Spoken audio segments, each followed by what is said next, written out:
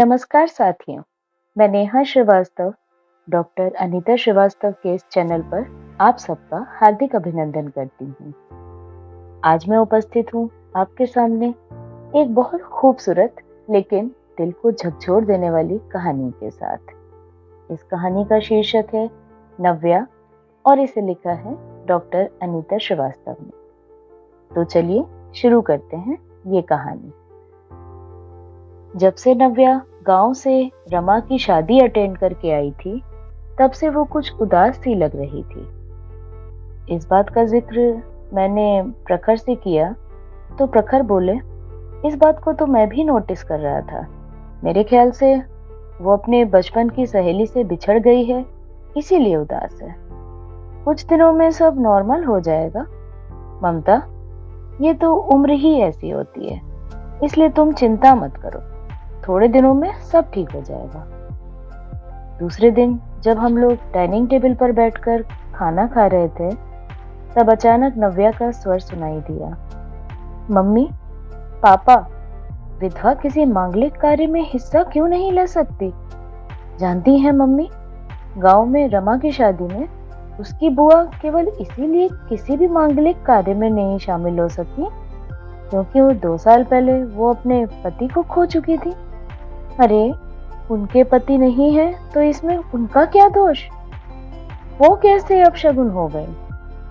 यह कहते हुए नव्या की आंखें भर आई थीं। ओह, तो अब हमें पता चला उसकी उदासी का कारण। वैसे तो मैं यही समझती रही कि रमा के बिछड़ने से वो उदास है। जब हम लोग गांव में थे और नव्या रमा के साथ स्कूल जाती थी, तब रमा की बुआ रमा के साथ साथ नव्या को भी खूब लाड करती थी। नव्या की कोई बुआ नहीं थी, इसलिए नव्या उन्हें अपनी बुआ ही मानती थी और जब तब रमा के साथ ही उसकी गोद में अपना पूरा हक जताती थी। जब बुआ की शादी हुई, तब दोनों सहेलियां विदाई के समय फूट फूट कर रोई थीं, क्योंकि उन पर ढेरों लाड़ दुलार बरसाने वाली उनकी प्यारी बुआ अब उन्हें छोड़कर जो जा रही थी। कुछ वर्षों बाद हम लोगों को गांव से शहर में शिफ्ट होना पड़ा, पर गांव से हमारा नाता टूटा नहीं था। बुआ के विधवा होने की बुरी खबर भी हम तक पहुंची थी। तब नव्या बहुत दिनों तक उदास रही थी। रमा की शादी में हमने उसे गांव जाने की अनुमति दे दी थी, लेकिन इस बार उसके कोमल मन में एक नया ही जख्म हो गया था। नव्या, तुम अपनी पढ़ाई पर ध्यान दो। अब तुम समाज के और गांव की बड़ी बूढ़ी औरतों के विचारों को तो नहीं बदल सकती, मैंने उसे समझाने के उद्देश्य से कहा। लेकिन प्रखर अचानक बीच में ही बोल उठे, कैसे नहीं बदल सकती? आज के बच्चे ही तो समाज को बदलेंगे, वही तो समाज में नई चेतना लाएंगे। फिर प्रखर नव्या की तरफ देखकर बोले, बेटा, जो गलत हो रहा है उसका विरोध करना, उसे कभी भी बर्दाश्त मत करना। ये कहकर प्रखर बड़े दुलार से नव्या के सिर पर अपना हाथ फेरने लगे थे। मैंने सोचा, बाप बेटी के बीच में पड़ने का कोई फायदा तो है नहीं। वैसे भी बाप बेटी तो कम, ये दोनों दोस्त ज्यादा लगते थे। जब नव्या पैदा हुई थी तो प्रखर ने झूम झूम कर थाली बजाई थी। थाली तो बेटे के पैदा होने पर बजाई जाती है ना, पर प्रखर के लिए नव्या किसी बेटे से कम नहीं थी, बल्कि बेटे से बढ़कर थी। प्रखर ने पूरे मोहल्ले में खूब मिठाइयां बांटी थी। बाप बेटी के प्यार की मिसाल अगर आपको कहीं देखनी हो तो मेरे घर में देख सकते हैं। मैं और प्रखर, हम दोनों एक ही गांव को बिलोंग करते हैं। हमारे गांव में कोई कॉलेज नहीं था, इसलिए हमने गांव से दूर जाकर शहर से अपनी शिक्षा प्राप्त की थी। हमारे परिवार का एक दूसरे के यहाँ आना जाना तो था ही, यही कारण है कि हमारी शादी की बात एक ही जगह चली और तय हो गई। प्रखर के शहर में नौकरी लगी और हम सब शहर जाकर बस गए, लेकिन छुट्टियों में गांव आते जाते रहते हैं। गांव में प्रखर के दूर के रिश्ते के एक काका हैं जो हमारा मकान संभालते हैं। गांव में रहने के कारण थोड़े बहुत शकुन अपशकुन तो मैं भी मानती हूँ, लेकिन गांव की बूढ़ी औरतों की तरह मैं इस संबंध में कट्टर नहीं हूँ। प्रखर एकदम मस्त है, उन्हें इन सब बातों से कोई लेना देना नहीं है। एक बार हम कहीं जा रहे थे और प्रखर ने गाड़ी स्टार्ट ही की थी कि मैंने अचानक टोका, अरे अभी गाड़ी मत चलाना। क्यों, क्या हुआ? प्रखर चौंक गए। तुमने कुछ देखा नहीं? सामने से बिल्ली रास्ता काट गई है। मेरी बात पर नव्या और प्रखर दोनों हंस पड़े थे। बिल्ली रास्ता काट गई हो तो थोड़ा रुक कर चलिए, जब तक कि वहां से कोई और न निकल जाए, मैंने उन पर झुंझलाते हुए कहा। मम्मी, आप भी ना कौन सी सदी में जी रही हैं? नव्या ने कहा। तू चुप कर, बीच में मत बोल। हाँ नव्या, बीच में मत बोल। ये बिल्ली हमारा काम बिगाड़ने के लिए ही आई थी, इसीलिए हमारा रास्ता काट गई। प्रखर बोले, पापा, दुनिया तो चांद पर जा रही है और हम बिल्ली पर ही अटके हुए हैं। बेटा, चांद में जाने में कोई बुराई नहीं है, क्योंकि वहां तो बिल्ली होगी नहीं। तेरी मम्मी को वहां कोई दिक्कत नहीं आएगी। फिर दोनों ठहाका मारकर हंसने लगे। इसी बीच एक बाइक वाला वहां से गुजर गया और मैंने कहा, अब गाड़ी चलाइए। इसी तरह कुछ और भी बातें होती जिस पर नव्या हमेशा कहती कि मम्मी, इन बातों को छोड़कर अब आगे बढ़ें। इन बातों में कुछ नहीं रखा, ये सब अंधविश्वास है। पर मैं भी क्या करूं? बचपन से ही अपने घर में इन बातों को सुनती आ रही थी, इसलिए अपने आप ही इन बातों पर कुछ विश्वास सा बैठ गया था। नव्या आज की पीढ़ी की थी तथा नए परिवेश की लड़की थी, इसलिए इन बातों को हंसी में उड़ा देती थी। प्रखर भी यही चाहते थे कि नव्या एक नई सोच और नई चेतना से युक्त विचारों के साथ आगे बढ़े और पुरानी दकियानूसी परंपराओं और अंधविश्वास को पीछे छोड़ दे। उनकी यही ख्वाहिश रहती कि उनकी बेटी समाज के एक नई दिशा दे।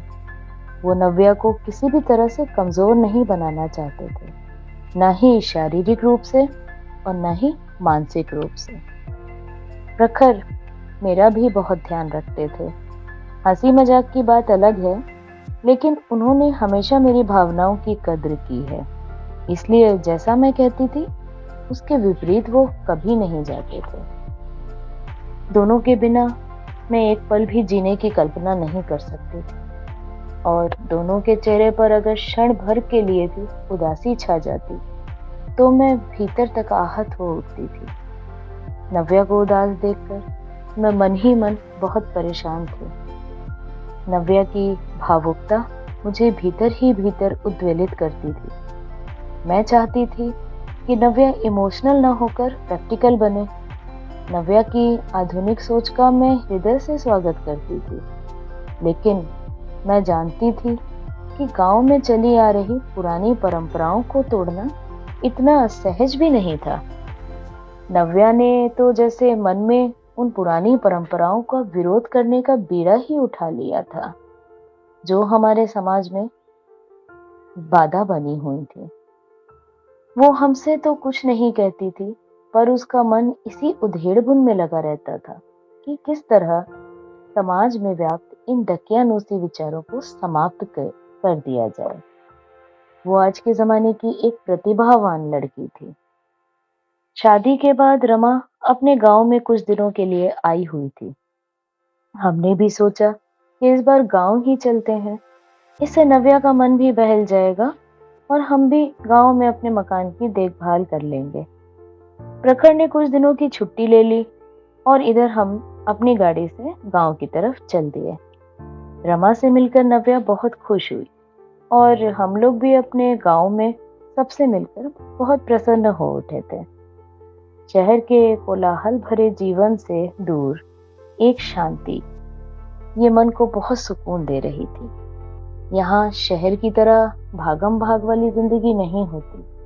यहाँ पर प्रकृति के मनोहर वातावरण के बीच एक शांति और सुकून का एहसास होता है। इतना ही नहीं, शहर के मुकाबिल यहाँ रिश्तों की अहमियत ज्यादा होती है, क्योंकि यहाँ के लोग अभी भी शहर की तरह यांत्रिक नहीं हुए हैं। हमारे गांव से 20-25 किलोमीटर की दूरी पर एक नहर है। प्रखर और उनके 2-4 दोस्तों ने वहां पिकनिक पर जाने का प्रोग्राम बनाया। प्रखर जाते समय मुझसे और नव्या से बोले थे, आज तो मैं दोस्तों के साथ जा रहा हूँ, लेकिन 2-3 दिनों के अंदर ही हम सब भी वहां घूमने चलेंगे। प्रॉमिस पापा? नव्या चहकते हुए बोली थी। बिल्कुल, पक्का वाला प्रॉमिस। हमें नहीं मालूम था उनका ये प्रॉमिस कभी पूरा ही नहीं होगा। जब हम बहुत खुश होते हैं और कुछ अलग ही चाहते हैं, तो ऊपर वाला अपनी कलम लेकर हमारी तकदीर में कुछ और ही लिख रहा होता है। क्यों? ये हम खुद भी नहीं जानते। शाम को जब मैं और नव्या प्रखर के आने का इंतजार कर रहे थे, तो प्रखर के मित्र प्रखर को उठाते हुए लाए। यह देखकर हम सब घबरा गए। प्रखर नहर में नहाते समय डूब गए थे। बड़ी मुश्किल से वहां के मल्लाहों ने उन्हें निकाला था, लेकिन तब तक बहुत देर हो चुकी थी। देखते ही देखते सारा माहौल मातम में बदल गया था। मेरी आंखों के आगे अंधेरा छा गया और नव्या बुत बड़ी खड़ी थी। वह कुछ भी बोल नहीं पा रही थी। सहसा पापा पापा कहकर वो प्रखर से लिपट गई थी और मैं भी उनसे लिपटकर जोर जोर से रोने लगी थी। ऐसे दर्द भरे दृश्य को देखकर मोहल्ले की भी सभी औरतें रो पड़ी थी। राम नाम सत्य के साथ अर्थी उठ चुकी थी। उसके बाद गांव की कुछ औरतें मेरी चूड़ियां तोड़ने और मेरे माथे का सिंदूर पोंछने के लिए मेरी तरफ बढ़ी। मैं लाचार सी सहमी हुई नम आंखों से ये सब देख रही थी कि नव्या तुरंत उठकर मेरे और उन औरतों के बीच आ खड़ी हुई। नहीं मौसी, नहीं काकी, नहीं। इसके आगे वो कुछ न बोल पाई। उसका कंठ अवरुद्ध हो गया था। ये तो परंपरा है बिटिया, हम खुद थोड़े न कुछ करना चाहते, काकी बोल उठी थी। मैं ऐसी परंपरा नहीं मानती, चाहे गांव हो या शहर। ऐसी परंपराओं को तो खत्म हो जाना चाहिए। अभी मम्मी के घाव एकदम ताजा है और आप इस तरह तो उनके घावों को कुरेदने के लिए आ गए। मेरी मम्मी के साथ ही नहीं, बल्कि किसी भी औरत के साथ ऐसे गमगीन माहौल में ये सब करना जरूरी है क्या? बताइए, किसने बनाई ये परंपराएं और क्यों बनाई ये परंपराएं? आखिर क्यों बनाई उन्होंने ये परंपराएं? क्यों बनाई? ये कहते ही वह सिसक पड़ी थी। गांव की कुछ औरतें पीछे हट गईं। मैं सजल नेत्रों से नव्या को देख रही थी। अचानक मैं घुटनों में अपना सिर रखकर फूट फूट कर रोने लगी थी और नव्या मेरे पास आकर एक माँ की तरह मुझे अपने बाहों में भरकर मेरी पीठ सहला रही थी। अभी आप मेरे स्वर में सुन रहे थे डॉक्टर अनीता श्रीवास्तव की लिखी ये संवेदनशील कहानी। आशा करती हूँ आप सबको पसंद आई होगी। यदि पसंद आई हो तो कृपया लाइक, शेयर और सब्सक्राइब करें। धन्यवाद।